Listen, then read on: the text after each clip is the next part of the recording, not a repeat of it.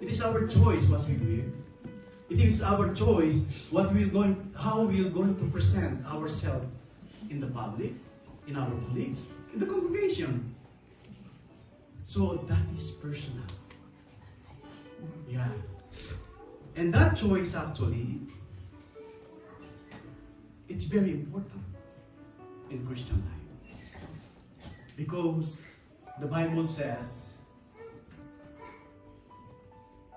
man will live once, and after that, judgment. We only live once.